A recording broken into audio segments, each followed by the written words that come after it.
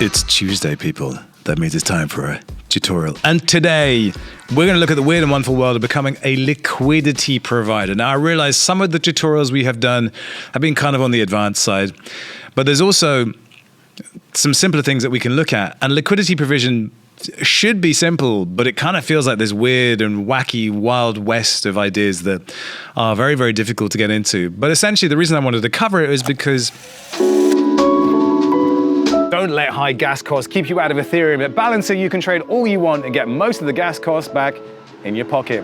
In the new BAL for Gas campaign, traders are receiving 6 figures worth of BAL tokens every week, and with version 2 just around the corner, Balancer is becoming the one-stop shop for DeFi liquidity. Balancer version 2 brings stable pools and weighted pools tightly integrated under a single protocol, flash loans lending via asset managers, and much more. Check it out at balancer.finance. Now, somebody, where are my keys?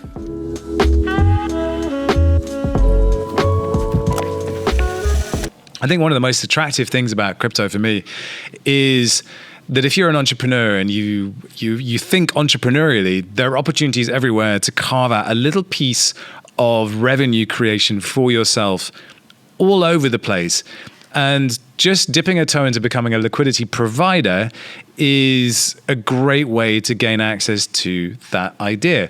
And what do we mean by a liquidity provider? Well, if we're looking at AMMs, automated market makers, which power DEXs like Uniswap, like Bancor, then instead of there being like a bunch of tokens sitting on an exchange which allow you to trade freely between one another, the liquidity is provided by the users, which is you. So it's peer-to-peer, it's decentralized, and anyone who has tokens can put those tokens into a pool, and then that powers trading between people who want to use the DEX.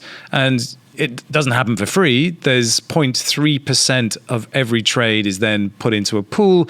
And if you own a piece of that liquidity provision pool, then you get a piece of the action. And effectively, the way this works is you have two sides of a trade. So two sides of a pair, like, for instance, ETH and DAI. And you need an equal amount of tokens on both sides, an equal amount of ETH, an equal amount of DAI. Those go into a pool. In return, you get a token, which is your LP token. And that LP token then represents your right to future profit from any trades that are performed against that pair. That's sort of simplifying a little bit, but that's effectively what happens. Now, you don't see that profit until you burn the token. So once you want to withdraw your liquidity from the pool, your LP token will be burnt, and you'll receive back the assets that you had there in the first place, and you will also receive your share of the profits. That's it. So how do we go about doing this? Well, we're going to jump in via Uniswap. And the reason we're going to start with Uniswap, even though there's tons of other exchanges that you can look at, is that effectively what has happened with Uniswap is every single project, every single protocol in the space has forked Uniswap or has done their own version of it. And you've seen this everywhere. And it's kind of remarkable when you look at it. So if we go to QuickSwap, which is the Matic DEX, and you look at the interface. Let's just go into Uniswap itself here. So you look at the Uniswap interface, and it has retained this elegant simplicity of just, you want to swap this thing for another thing, done. But we look at this, and then we go to the Matic one. I mean, it's identical. That's because they forked it. They literally just did a complete clone. Look at ViperSwap, which is the Harmony DEX.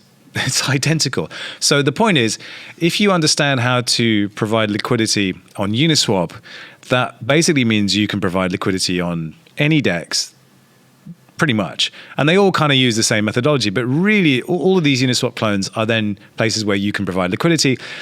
And the reason you might want to do that is because on other chains, you're likely to get more favorable returns, obviously balanced against greater risk because there's less liquidity there and more chance of being rug pulled. But it means that you can go hunting wherever you want to look for opportunities. And that's a good thing because you're an entrepreneur and you want to provide liquidity and earn money. So how do we go about doing this? Well, there's a couple of things you're going to have to kind of wrap your head around. The first is this. Normally when you provide liquidity, as I said before, you have to provide an equal amount of both sides of the trade. So ETH to DAI, equal amounts of ETH and DAI. And how is that factored? Well, it's factored in dollars. So when you want to go and set up a liquidity pool, it will ask you for that. It will ask you to provide X amount of this and X amount of that, which can be a bit annoying because let's say you've invested in one token and you go, yeah, I want to provide liquidity. I've got a buttload of this token.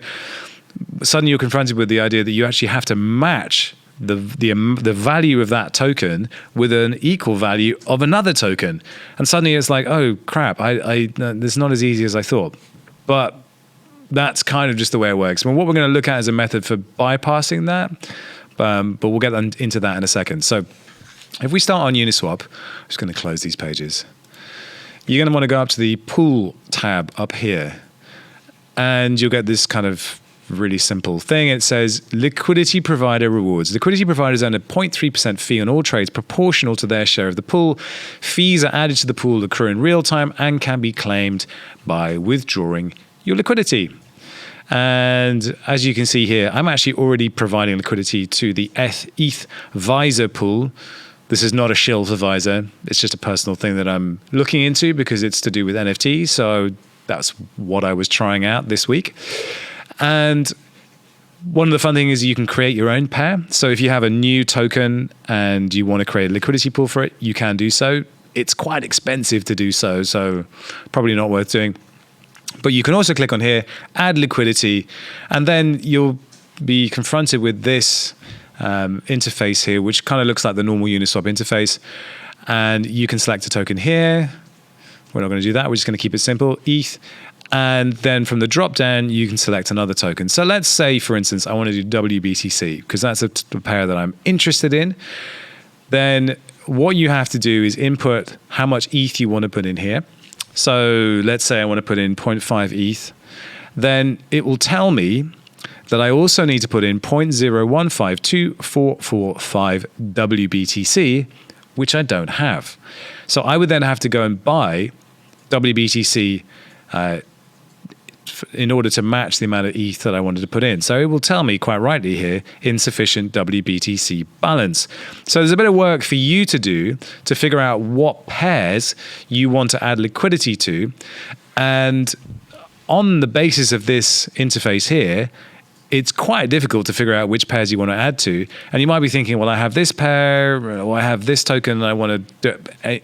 Don't worry about it. This is not the way that I'm going to recommend to look at liquidity provision. But that just gives you an idea of what's going on here and how you would do it through Uniswap. So what we're actually going to do is we're going to go to Zapper.fi. Now, Zapper.fi is basically it's a DeFi dashboard, and it's awesome because what it basically does is it looks at your Ethereum address, and it kind of figures out where all your DeFi activity is, and it kind of collates it into one DeFi dashboard. And if, like me, you are starting to branch out into lots of different kind of experiments across this space, and you're starting to lose track of what you've done, because it can be quite complicated. And if you're tracking your portfolio with something like Blockfolio or Delta, it's not going to have that sort of deep DeFi knowledge to understand where, what a liquidity token or liquidity LP token is doing in one particular place. So you need at least some way of tracking all of that. And what's fun about Zapper is that it can track layer 2s as well. So and what I'm looking at here is it can also track Binance Smart Chain. So I've got some things from previous tutorials that are stuck on Loopring, some that are on Binance Smart Chain, and I'm probably going to do things like Matic in the future. I have done a tutorial on Anchor that won't be on here because it doesn't plug into the matrix. But in general, this is actually pretty cool. It allows me to see at a glance what I've got, where I've got it, and there's a ton of things that I've done that I've completely forgotten about. What's also cool about this is that Zapper has also got a very clever bit of functionality built in, which is kind of where Zapping came from in the first place. And I think it's part of what enabled Yearn to build the structures for what it does as well, allowing you to kind of zap between different positions in a single transaction. And that is effectively what we want to do here, because if we go back to this liquidity provision tab here, in order to add liquidity to the pool that I selected, there's probably quite a few transactions that I need to do. And as we know, on Ethereum right now, it gets kind of expensive. And I was actually going to do this tutorial on Matic, on the quick swap DEX, and I was going to get into Polygon, all these kind of things, because I think what they're doing there with Layer 2 is very interesting. But it was too much. Just navigating the difference between the POS bridge and the plasma bridge on Matic is a tutorial all in its own right, and we will get to that. But for now, we just want to look at liquidity provision. So what we can do here with Zapper is we can look firstly for a favorable pool to zap into, and then what's really cool is we can do all of our work in a single transaction. So I'll show you what I mean by that. Here's this WBTC ETH pool. Now, I think if we just type in WBTC now and filter out everything apart from that, we'll be able to see here's the WBTC to ETH Uniswap pool that we were looking at. And it's giving 2.92% ROI. I mean, it's not crazy big, but, whatever. But what we can do here is we can click on invest. Now, what's fun here is that all I need to plug in is ETH. I don't need to buy WBTC. And how is this even possible? Well, the reason this is possible is because once you provided liquidity to Uniswap in the WBTC and ETH pool, you receive a token which is WBTC/ETH. That's the LP token that represents your share of the pool. And with Zap, you can just buy that token. You don't need to buy the WBTC and the ETH and then combine them and mint that new token. You can just buy the token. And that's when we talk about money Legos and composability, that's the fun thing about this. There's so many kind of different ways of wrapping an idea or logic into a tokenized form that can then be freely traded, that essentially anything is possible. And you can build whatever you want. And in a future video, we're going to get into Fura Combo, which is a really fun way to build all sorts of weird and wacky money Lego structures, but that's for another time. So here, if I were to type in 0.5 ETH, what it would do is it would generate a WBTC to ETH token that represents my share of that pool. And if I were to confirm that, I'm not going to do that right now, it would give me the little pop-up in MetaMask, and I'd have to sign a transaction. We'll take a look at that in a second just to see how expensive it is, because I have a feeling it's probably not going to be the cheapest. I just wanted to look at, though, how you might pick an opportunity, because what's fun about the Zapper dashboard is it actually kind of ranks things and gives you much more data than you would get in just Uniswap. And of course, it's tracking pools in all sorts of different protocols like Sushi, like Curve, like Bancor. So all you have to do is click on the ROI tab here. So if we do that, it's now going to tell us where the really juicy opportunities are. And so we've got things like 381% on ETH/Conv. I have no idea what that is, but we could invest in that. Put a bunch of ETH in, 0.5 ETH in. That would give us 22.16 ETH/Conv tokens. And, well, that would be a fun way to park your money, wouldn't it? 379%. Of course, as we know, these rates are extremely volatile. So whatever that rate might be in this very instance is probably not what that rate is going to be in about 5 minutes' time. There's a crazy one here, look. 1,128.1% on ETH INV. No idea what that is. I'm sure somebody can tell me. Oh, look, it's changed already. So I'm just going to have a look at these trending by volume. So people are clearly kind of gravitating towards where the best opportunities are. And like even while we were just watching, I mean, this is fluctuating around all over the place. So 11.26. Do you know what? We're going to ape. We're going to do it. We're going to ape. I'm just going to do it right now. For your viewing pleasure, I'm just going to ape. This is me aping. Never done this before. So 0.5 ETH going straight into this. We don't care what happens because we're degenerates. Yes, we are. Confirm. Oh, look at that. The gas fee is $107.45. Is it worth it? The short answer is no, it's not worth it. And I'll tell you why. Because really, chasing these kind of opportunities only makes sense if you have a lot of money to put in. You know, we're talking like upwards of 10 grand. And if I'm only putting in like $1,000, I'd have to leave that in there for quite a long time to make it make sense and to make it worthwhile.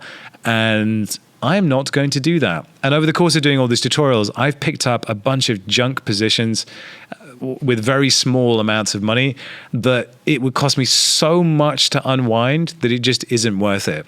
So what I have to do is I have to sit and let them stew and let them fester for a really long time before I can really reasonably withdraw them, or I just take a massive loss. And I don't want you to have to do that, and I don't want to do that myself. So another little thing we're going to look at here is something that might confuse you.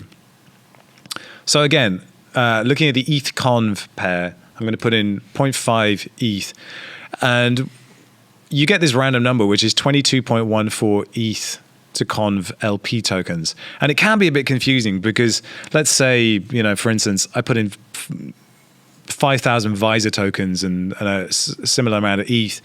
The amount of LP tokens you get seems to bear no relation to the amount you put in. And that's sort of just the way it is. And it can be a bit confusing.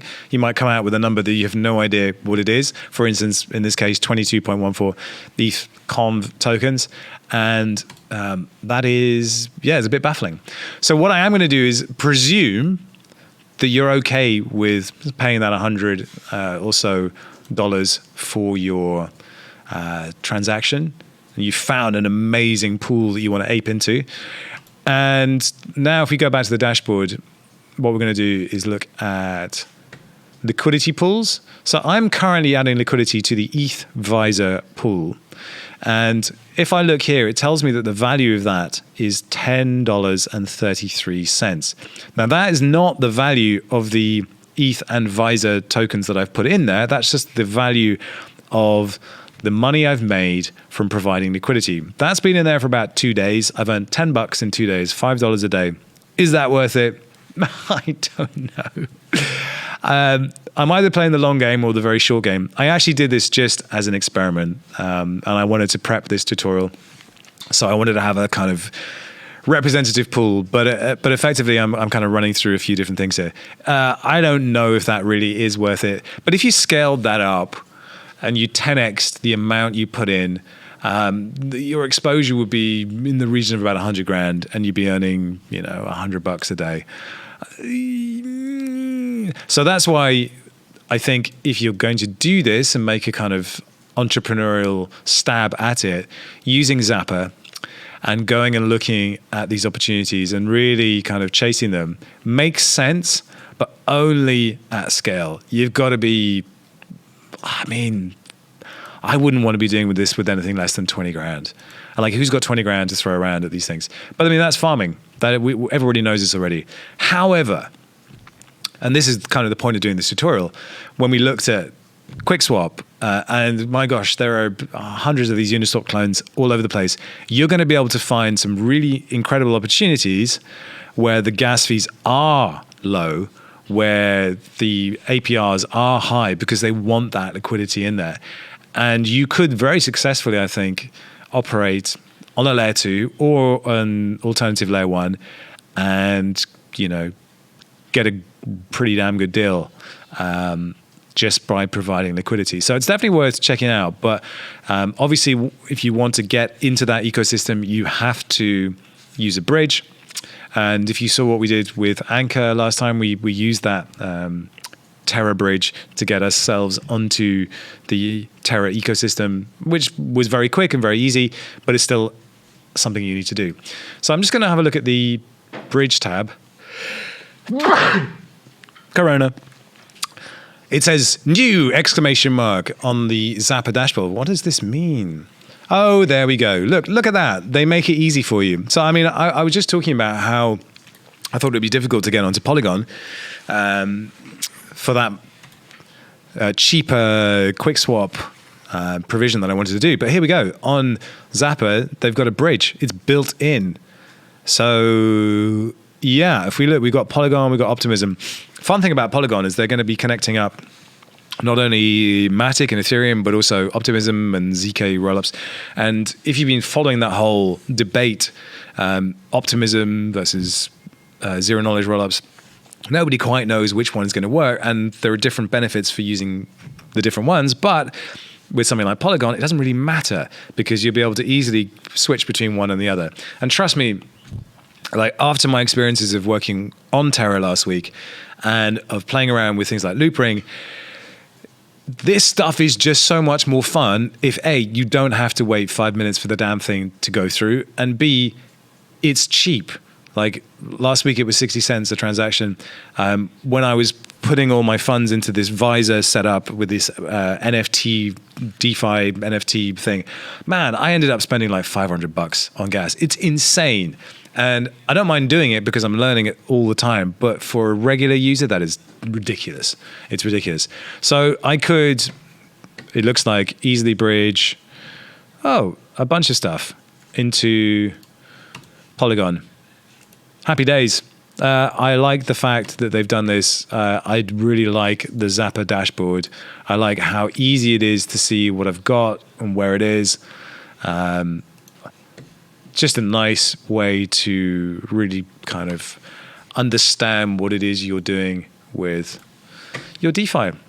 Because, I mean, I guess the point is DeFi is an opportunity and it shouldn't be hindered by the gas and everything else. And the tools that we need to get a better understanding of what we're doing and where we can find these opportunities are here, and they're going to get better.